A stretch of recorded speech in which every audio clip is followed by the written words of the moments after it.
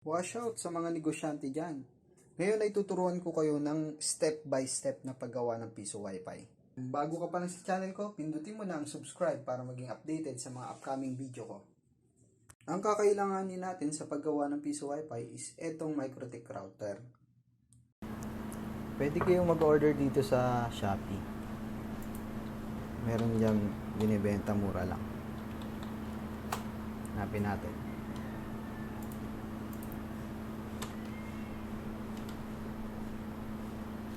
Hot light. Type nyo lang yun. Meron, ayan.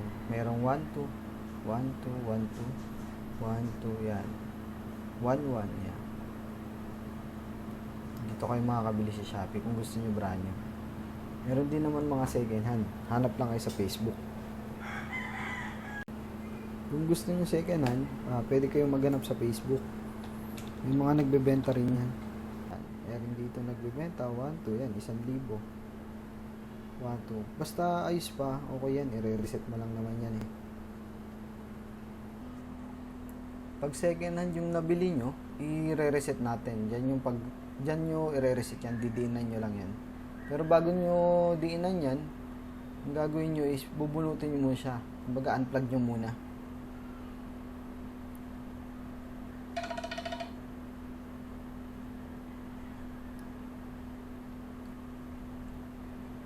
Diinan nyo.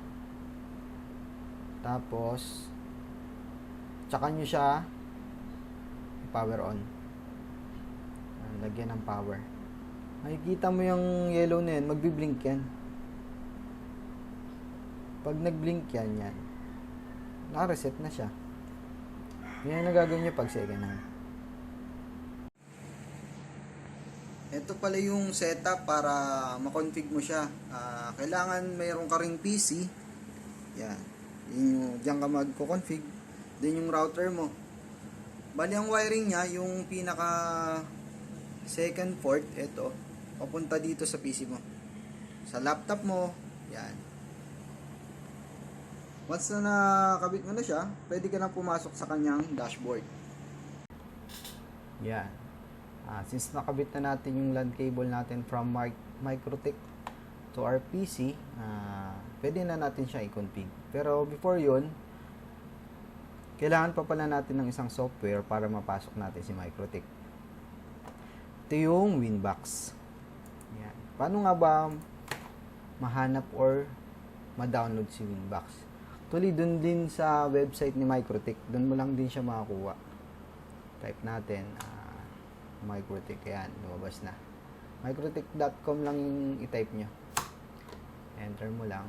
Yan. Ito na yung page nila. Punta ka lang dito sa software. Yan. Makita mo dito, Winbox. Yan, may choices.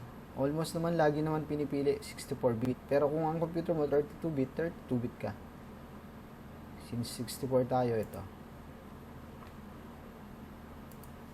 Meron na pala ako nun. Yan, start download. Download na. Siyempre, hanapin natin siya dito. Minimize na natin yan.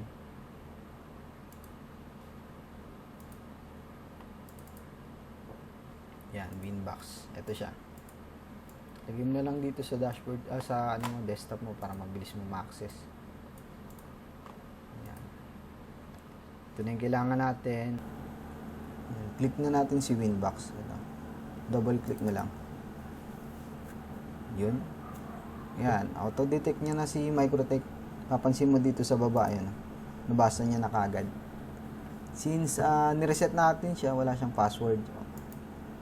Yan. Ang gagawin mo na lang, pindutin mo itong connect. Connect ka. Para makapasok tayo sa loob ni MikroTik. And then, yan. Yan yung dashboard niya. Dito, suggest ko, di ba, nireset natin kanina yung hard reset. Babalik siya sa default niya. May karanasan kasi ako rito, nag-config ako yun. Kinonfig ko siya. Punta ako dun, hard reset ko lang siya. Ang nangyari, pagkatapos ko mag-config, ang bagal ng internet. Hindi ko rin alam ba't bumagal. Pero, ayun nga, nagbasa-basa ako. Ang pinakamaganda palang gawin dito, tatanggalin mo yung naka-default din kay Microtech. Paano ba matatanggal yun? Dito yun sa ano, sa system. Pindutin mo tong system, hanapin mo si reset configuration, yan. Check mo tong no default. Kumbaga tatanggalin natin yung naka-default sa kanya. As is 0, mawawala lahat. Tapos tsaka natin siya i-config. Yan. Reset na natin. Yan. Reset configuration. Yes. Madi-disconnect ulit tayo niyan. Tapos i-connect lang natin siya ulit para mawala yung default niya. Hindi natin antayin. I-X na natin to. Tapos punta ko ulit kay Winbox. Open mo. Tapos wait mo dito. Mag-auto-detect naman yan. Ilalabas dito yung Microtech mo. Refresh. Yan. Diba lumabas naman siya. Ganun lang ulit. Connect ko ulit.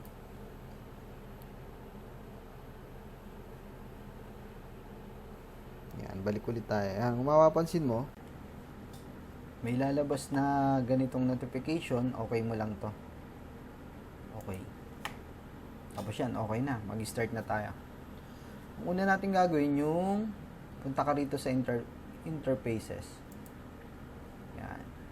Makita mo rito Ether 1, Ether 2, Ether 3, Ether 4. Ito yung, kumbaga, ito yung port. Port 1, port 2, port 3, port 4. Dito, re-rename na natin siya. Kung saan natin siya gagamitin yung port na yun. For example, si port 1. Si Ether 1, rename natin. Lagay natin sa kanya ISP. Internet provider natin to. Diyan natin sasaksak yung mula dun sa internet natin papunta dito kay Microtech.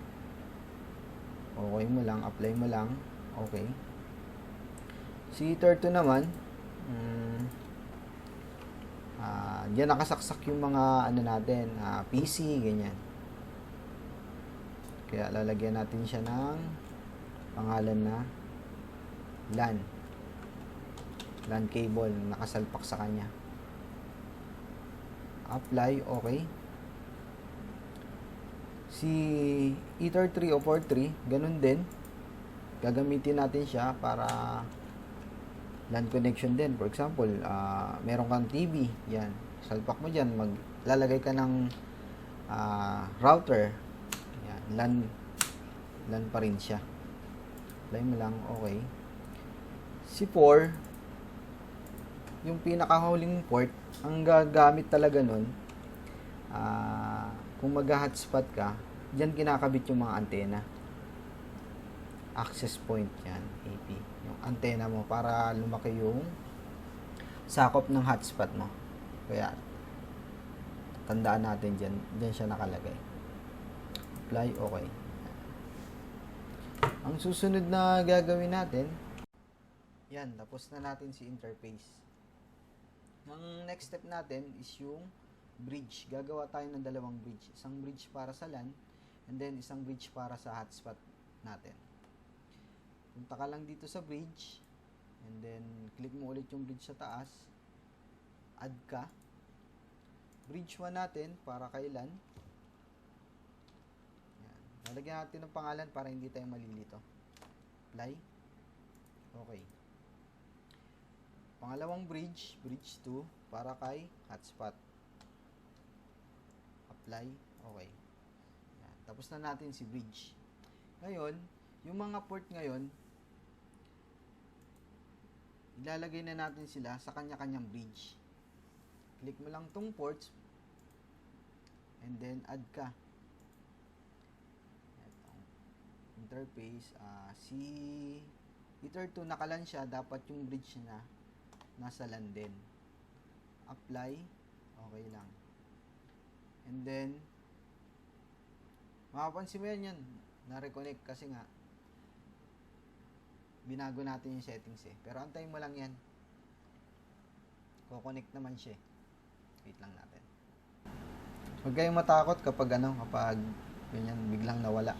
Kasi nga, nandun sa number 2 yung LAN cable natin, di ba? Kaya pag binago natin yan, ganyan talaga mangyayari. Lang natin, pwede mong i-click ulit. Ayan, lalabas naman siya. Connect ka lang naman. Yan. Ito na yung LAN natin, no?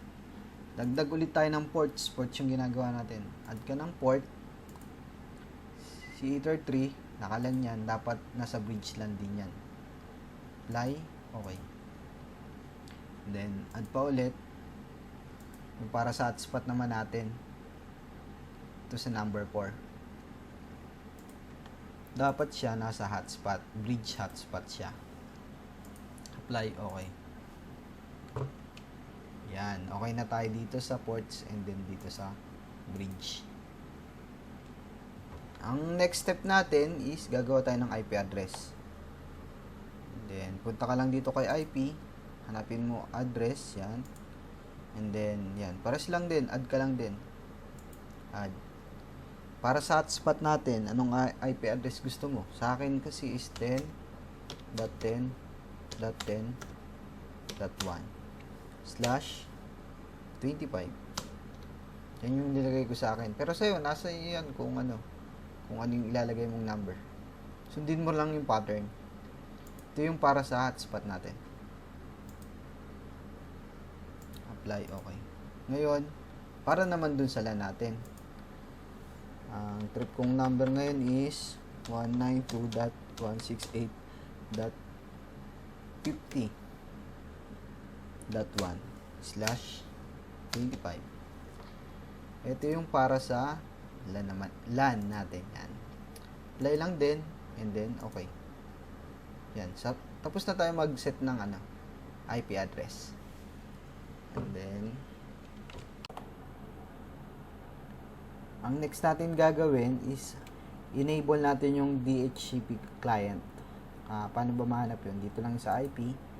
Then, ayan, DHCP client. Okay mo lang. Then, add.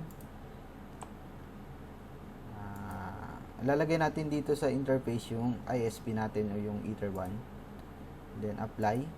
Okay. Yan. Meron na siya.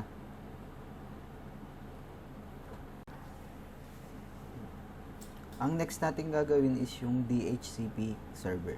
X muna natin itong mga to. X na to. Ganito. Dito makikita yung DHCP server. IP. Yan. DHCP server. Taka dito sa DHCP. And then, makikita mo rito, DHCP setup. Click mo siya. And then, ayan. Unang gagawin natin yung para sa LAN. Bridge LAN. Next ka lang, next. Okay na. Rename mo to. Lagi natin nire-rename. Palatandaan LAN para hindi tayo malito. Apply. Okay. Tapos, ang next is yung IP pool naman. Punta ka sa IP pool. Rename mo lang. Double click lang yung pagre-rename.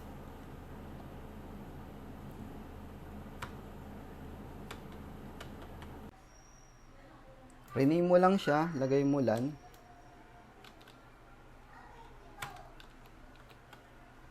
Apply and then okay. Tapos yung next step naman, para dun sa hotspot natin, di ba meron na tayong LAN. Yung sa hotspot naman natin.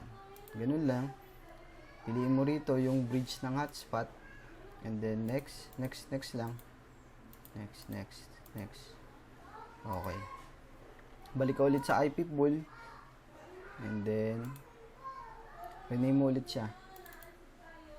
Lagay mo naman dito hotspot. Apply. And then okay. Tapos na.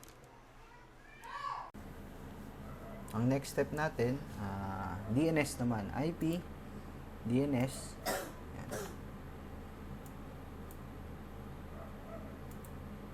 Ang gagawin mo rito, i-click mo si allow. Yan.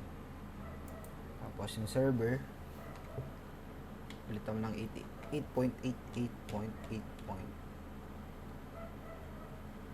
8.8. Yan, 4 na 8. Tapos click mo tong arrow sa baba. Lagay mo naman dito 4.4.4.4 and then apply. Okay. Ang next natin gagawin is yung firewall. Dito siya ulit sa IP and then punta ka sa firewall. Then NAT. Make sure nandito ka sa NAT. Tapos add. And then dito tayo sa general. Change source NAT. Tapos yung out interface.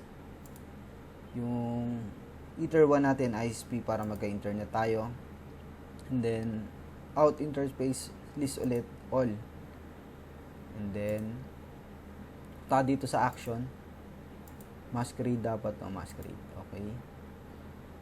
And then apply mo na and then okay. Tapos ping natin kung may internet na tayo. Dito sa new terminal, type mo lang dyan ping space google.com.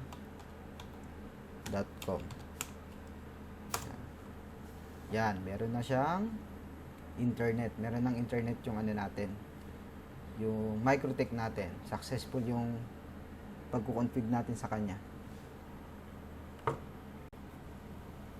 Yan. Since may internet na yung MikroTik natin, gagawa na tayo ng hotspot. Yun yung i-config naman natin ngayon yung hotspot na. Punta ka lang dito sa IP. Yan. Hanapin mo si hotspot. Hotspot. And then, punta ka dito sa user. Server. Yan. Servers. Yan. Sa pinakaunahan. Pupunta ka dyan. And then, set up na natin si hotspot. Click mo lang si hotspot. And then, interface niya, syempre, bridge niya, hotspot. And then, next. Next lang. Next. Yan. Okay.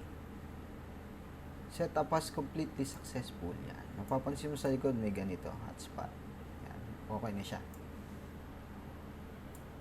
Next step natin yung server profile. Click mo lang si hotspot prop. Yan. Tanggalin mo yung cookie. And then, check mo tong Mac cookie. Kung gusto mo mag-trial, yan, click mo siya. Pag-try ka dun sa mga client mo or sa customer mo. Uptime limit, yan, kung ilang oras sa isang araw, yung reset niya, kung ilang araw siya. Yan, ako, hindi ako nagpapatrial eh. Okay na yan para sa akin. And then, apply, and then, okay.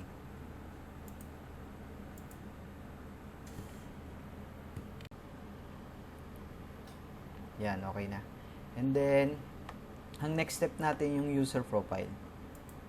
Punta lang sa user profile and then add.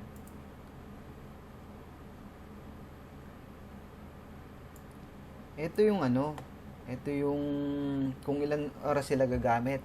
Kumbaga, 1 hour lang sila, 2 hours lang. Ito yung ibibenta mo na. Gagawa ka na ngayon ng mga oras niya. Name, for example, 1 hour,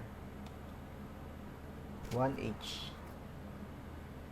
And then, address pool, syempre yung hotspot.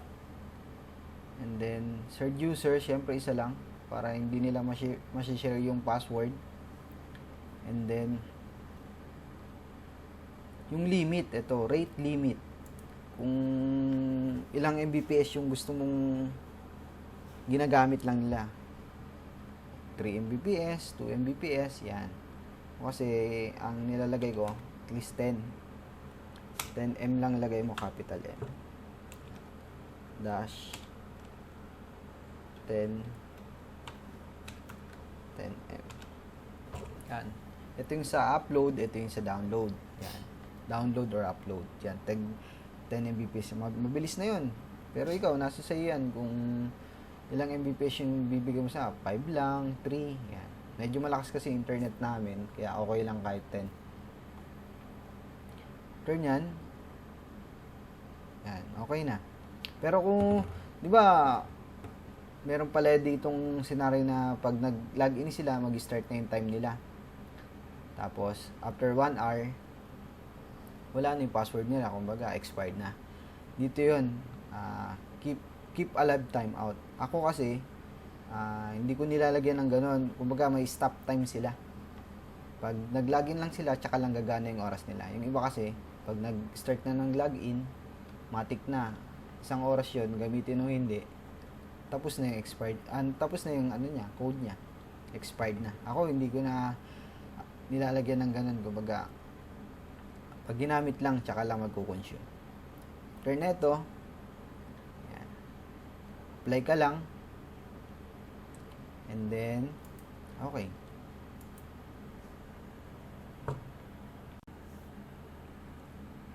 Oo nga pala, sa user profile, no, dito tayo gumagawa ng mga oras na ibebenta natin or service natin sa mga customer natin. Kung 1 hour, 2 hours, 3 hours, 1 week, 1 month, yan. Doon pala sa isang apps na gagamitin natin para mag-generate ng password, pwede ka rin doon mag-adjust ng oras. Mamaya ituturo ko yung kung paano. Yan, malapit na tayo matapos dito.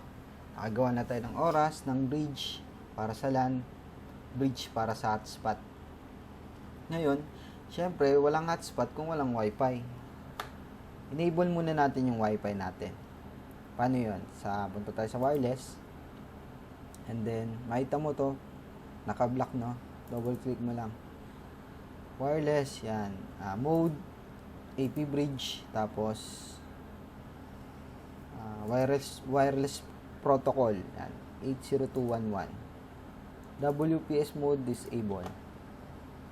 Yan. Siyempre, ang mahalaga yung SSID mo. Kung anong pangalan nung wifi mo or yung hotspot mo. Lagyan mo na to.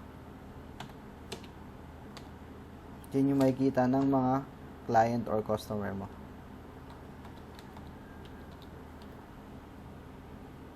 Yan. Ito yung sa akin. Katapos nyan, sundin mo lang lahat yan. Then, enable na natin. Yes, and then apply. Okay. Yan. Okay na yung ano natin, yung wifi natin. Ngayon, since yung wifi natin yung gagamitin natin for hotspot, di ba? Balik ka ngayon dito sa sa bridge. Yan, bridge. Taka dito sa port. Kung mapapansin mo, lahat na mayroon na dito, di ba? Yung wifi na lang natin yung wala. Ngayon, magdadagdag tayo nun. Plus lang, and then interface yung ito, one LAN 1. Ang bridge niya, hotspot. Yan. And then after nun, apply lang. And then okay. Yan. Kompleto na.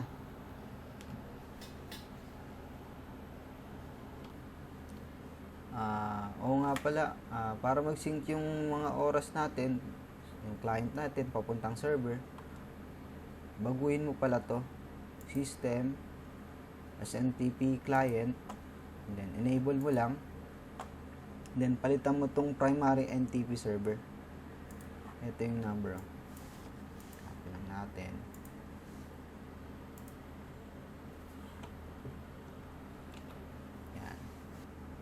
Apply.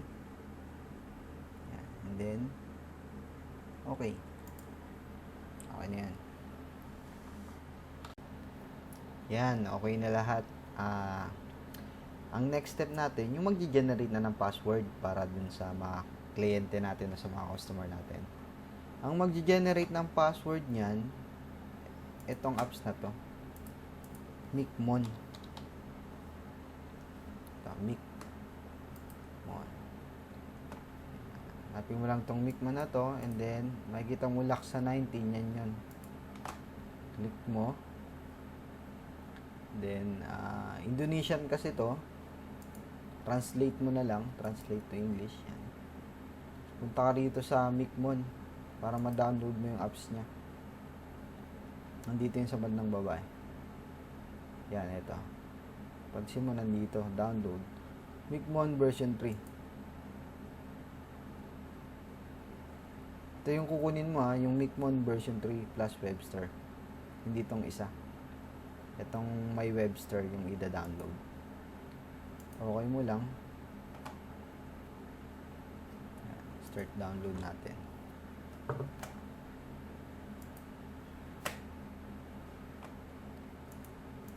Diyan na yung download.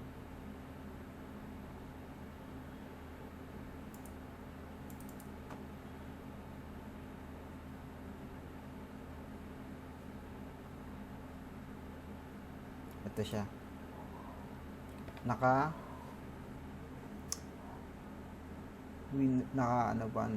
zip pa siya. Then extract na lang natin dito.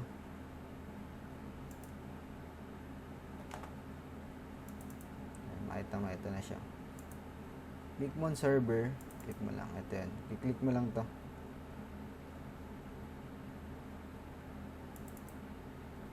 Yan. Allow access mo lang siya. Allow access.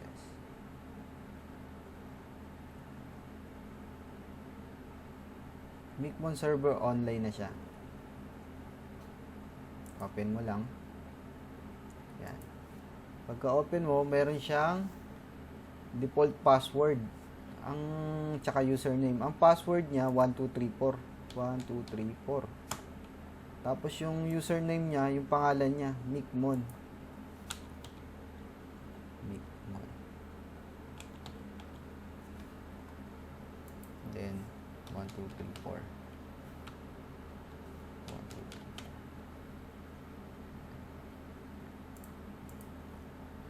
Maliliit lang na letter yung Micmon, tapos ang password 1234. Login tayo. Yan. Nakalagin na tayo. Yan. Since nakapasok na tayo dito, ang gagawin na natin dito, ito yung magge-generate ng password natin. Syempre, ang gagawin natin dito, i-add natin yung router natin, yung kinonfig natin, yung MikroTik. Add router lang tayo. And then, pila pa natin itong mga to. Session name. Hindi ko lang bahala kung anong gusto mong ilagay.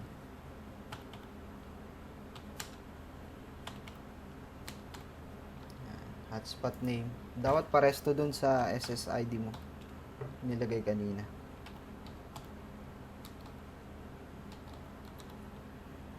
DNS.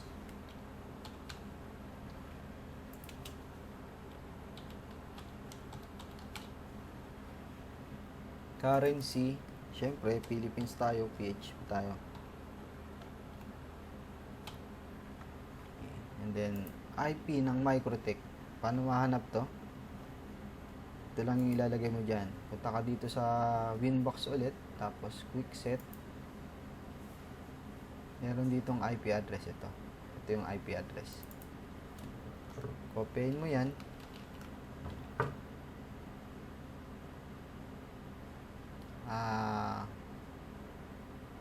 Minsan ito hindi to naka-settings itong country, ilagay mo na lang Philippines, tapos apply, okay na.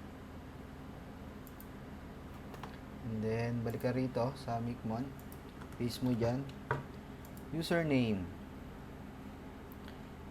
Dapat meron kang dedicated na username. Dito yung ginagawa sa Winbox sa MikroTik. Punta ka rito sa system. And then, hanapin mo yung user. Yan, may user. Itong admin, itong hotspot. Ito, ginagawa lang to ganito paggawa niyan. Burayin natin. And then, add tayo. Username, ito na yun. Hotspot. Lagyan natin. Hotspot.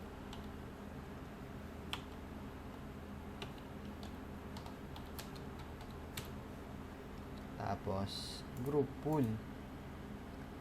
Then, password mo na. 1, 2.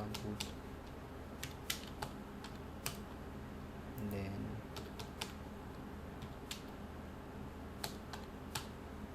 yan. Apply lang. And then, okay. Yan. Meron ka lang user. Balik ka na ulit dito. Kung ano nilagay mo doon, yan din lagay mo rito. Yung username mo. And then yung password mo. After nyan, kompleto na lahat. Pinakamalaga syempre, save natin. Save. Pag na-save na yan, ping natin. Yan, okay naman siya.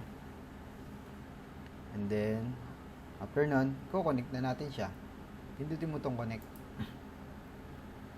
Yan, pumasok na siya. Ibig sabihin, successful tayo doon. Okay yung gawa natin. Ito na yung dashboard. Ito na yung gagawa ng, yung Micmon yung gagawa ng password mo. Paano ba gumawa ng password dito? Yung ibebenta natin. Ito lang yan. Voucher.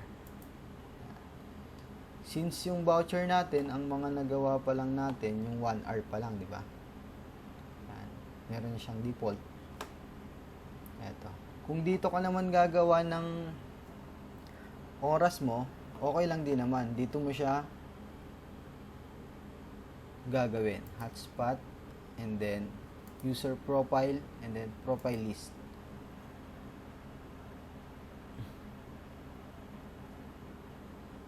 And then, pwede, yan, dito ka, add profile ka.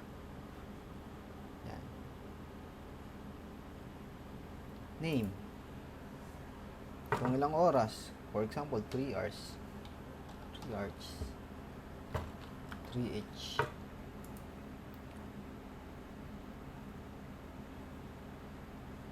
Address pool mo, syempre, yung hotspot. Shared user, isa lang.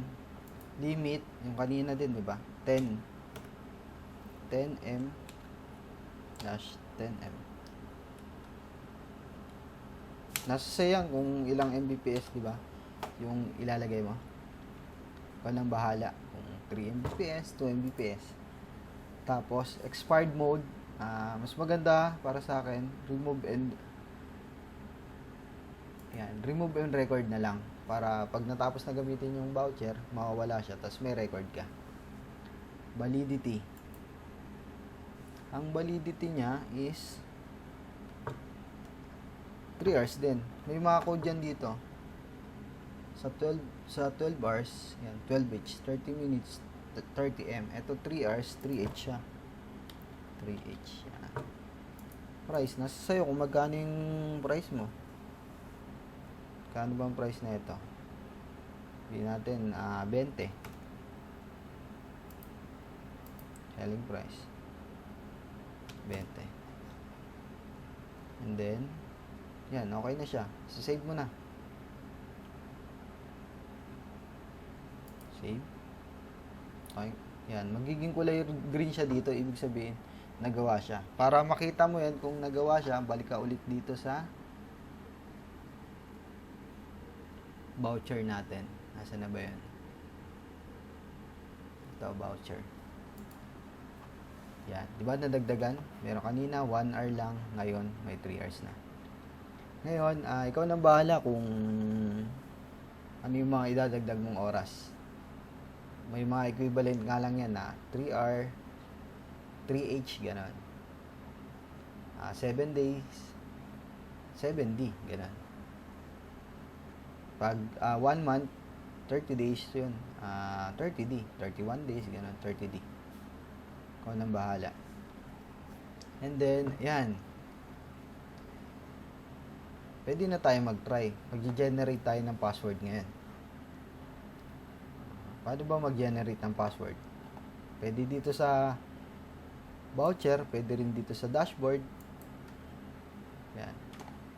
Generate hotspot, pero sa akin pinaka-convenient ako dito sa voucher, para pipiliin mo na agad kung saan ka mag-generate, kung 1 hour ba o 3 hours. Generate tayo ng 1 hour. Yan. Pag pinindot mo yung generate, makikita mo to quantity, kung ilang piraso yung gagawin mong password. Try lang muna natin isa. Then server, papalitan mo to ng hotspot syempre. And then user mode. Mas maganda kung user equals to password na lang. Name length, kung gaano kahaba yung password, 5.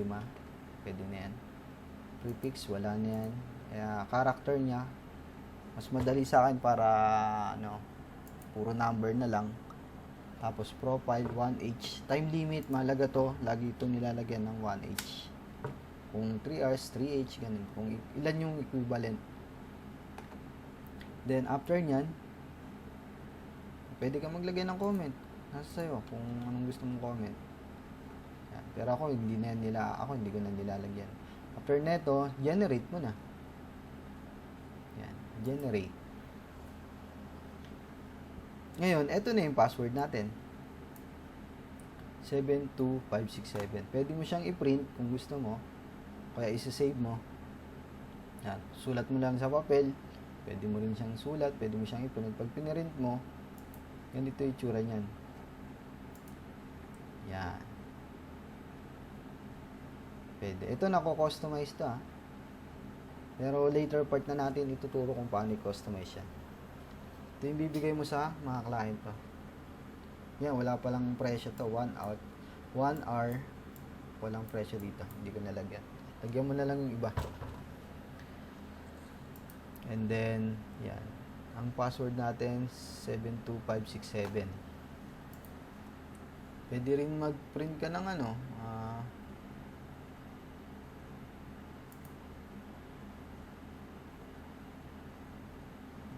Testing na natin muna to. Yung password na to kung gagana.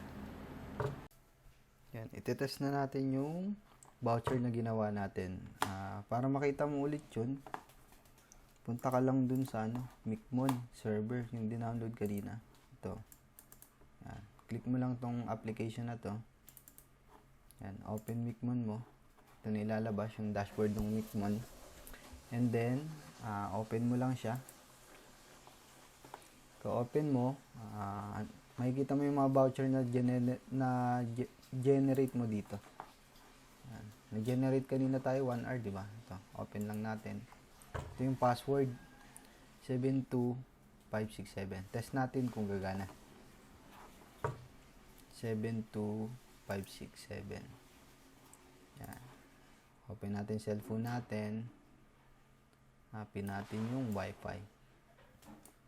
Yan. Ito yung ginawa natin, di ba? Yung JBPC wifi yan. Connected na naman siya. Tapos, pag hindi lumabas yung login page, pwede ka pumunta rito. Yan. Type mo lang to 10.10.10.1. Pero automatic naman yan nagpa-pop up eh. Lalagyan na natin yung password natin. Ano ba yung password natin?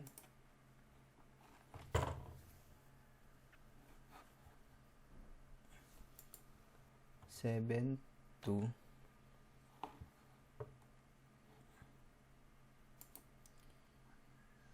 567.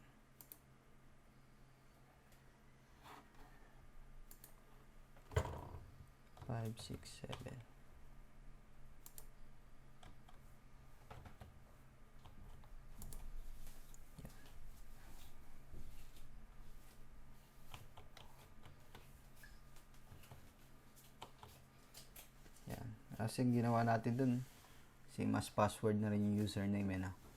Pero nako-customize to, yung login page para password na lang yung nilalagay. Mamaya pakita ko sa inyo. Okay natin.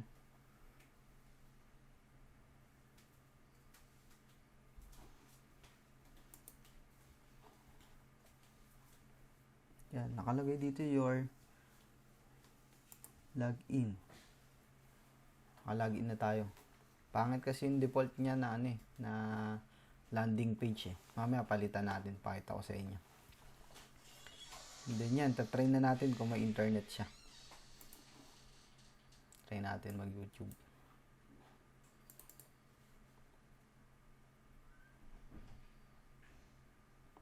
Play tayo isa.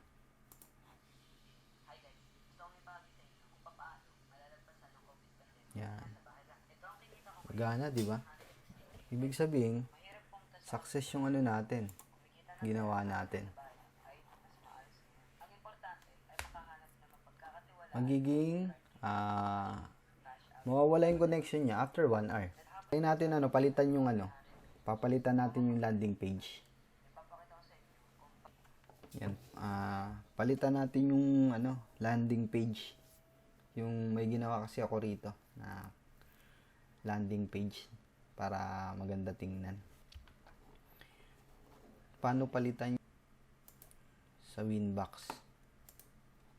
Mag-upload tayo dyan.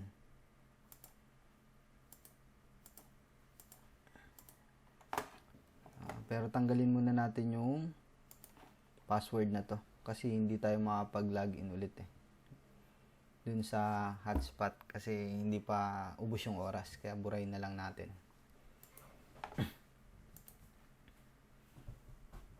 Yan. Tapos generate tayo na bago.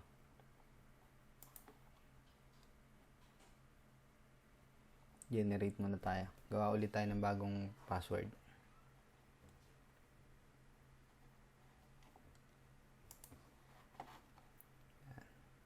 Generate tayo. Isa lang. Server hotspot equals to password. Yan, 5. 1H. Generate na natin. Ito. Ito yung password natin.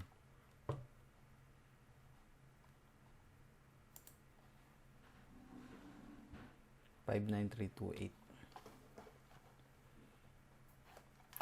Ganito magpalit ng ng landing page. Pupunta ka rito sa files. Then mag-upload ka rito. Meron nakalagay dyan, binura ko na. Ayan, gumawa ako ng bago. Upload lang natin yung ginawa ko. Yan. Pag na-upload na yan, balik na ulit tayo dun sa Wi-Fi.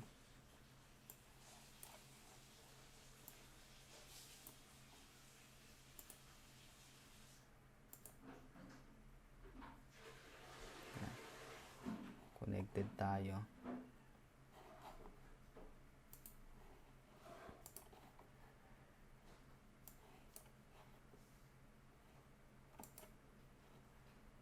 Yan, di ba nagbago na? Di pa pala siya naburay. Buray natin. Paano baburayin yan? Ito.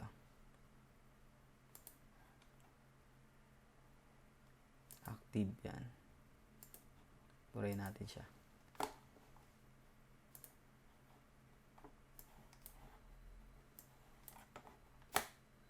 Yan. Yun yung sinasabi ko. Yung landing page. Kinostomize na natin. Kiklik mo na lang yung voucher. Tapos lalagay mo yung password mo. Ano ba yung password na na-generate? 59328. Yan. Lalagay mo na dito. 59328. Yan. Login na tayo. Oops, yun.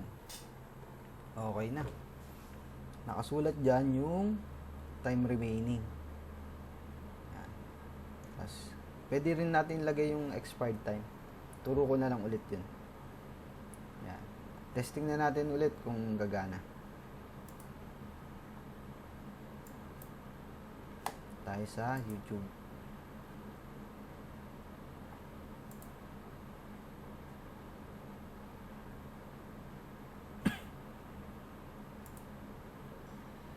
Yan. Working naman siya. Sana makatulong to sa inyo. Lalo na passive income. Lalo na pag matao sa inyo, okay to. Pwedeng partner sa tindahan. At least di mo nababayaran yung yung bendo machine. Kung bibili ka, napakamahal ng bendo machine ngayon.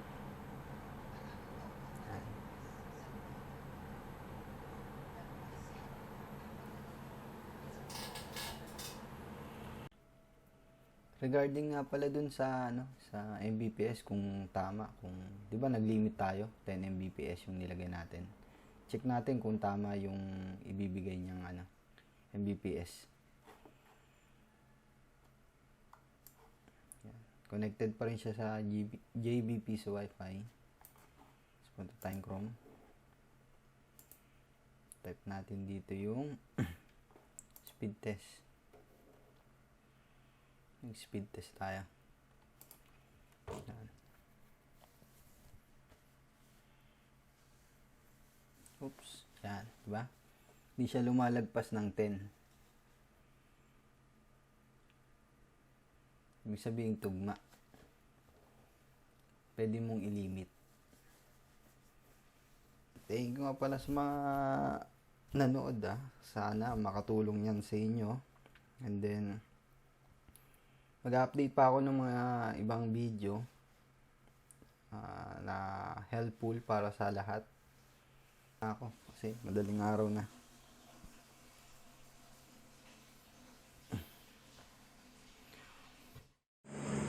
Etong video na to pala ay base lang din sa natutunan ko. Hindi pa naman tayo ganun ka-professional. Pero comment lang kayo kapag meron kayong tanong, baka masagot ko.